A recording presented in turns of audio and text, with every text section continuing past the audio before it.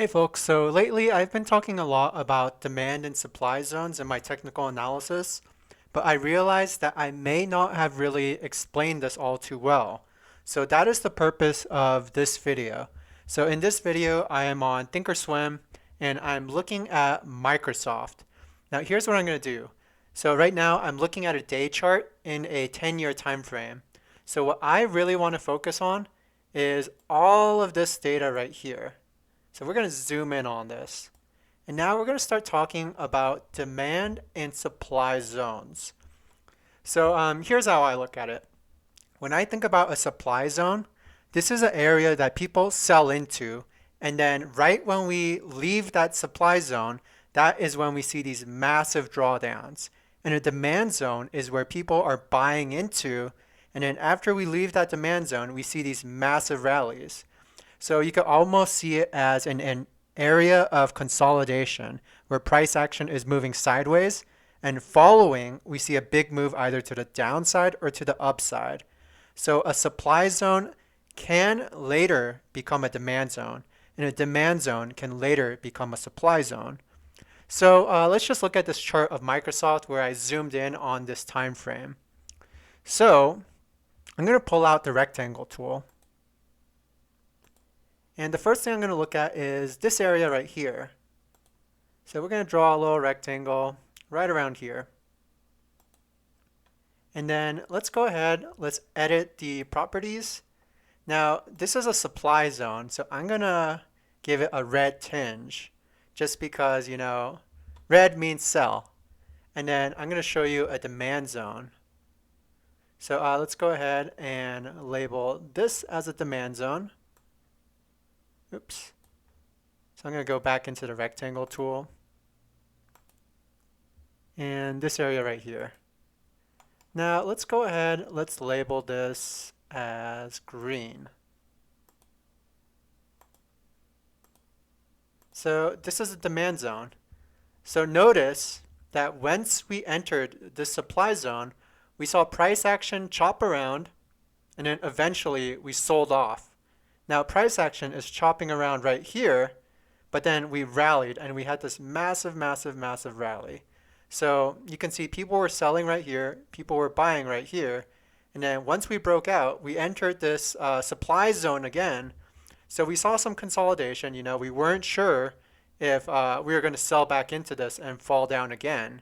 But instead, we broke out of this supply zone, and then we entered a new supply zone over here, as you can see. So let's just go ahead, draw another rectangle here, and then this is going to label our supply zone. Now this supply zone is much, much larger. So, where are we really chopping around? Well, we're chopping around right in this area. Now I could probably extend that out a little bit more. So let's activate the drawing.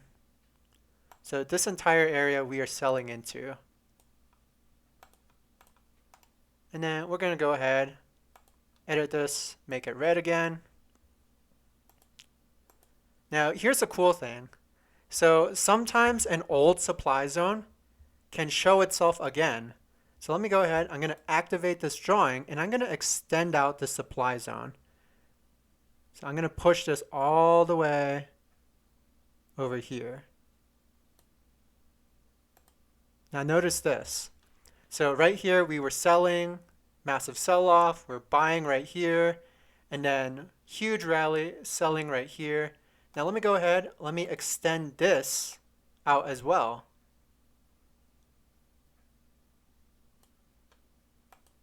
So notice, supply zone, we're selling right here. And then, we fall down, distribution again, massive sell-off, we enter this buy zone. So now I'm going to activate this drawing again. We're going to extend this out.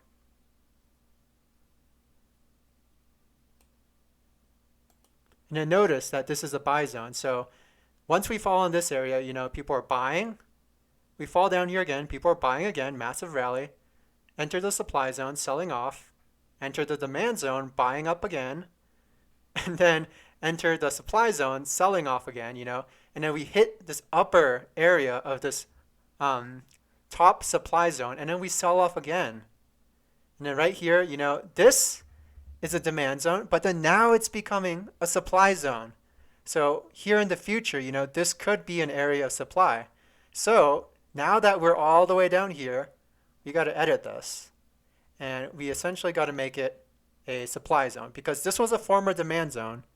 Now people are selling into it. It's a supply zone.